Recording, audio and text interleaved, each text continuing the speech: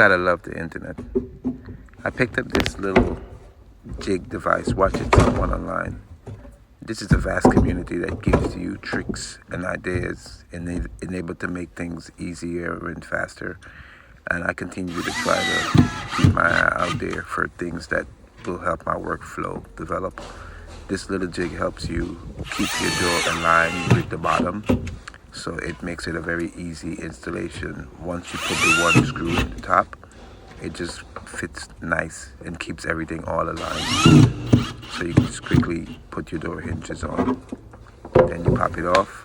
You can do right, left with it. And just like that, 1, 2, 3, you're done. No more holding the doors or clamps or anything.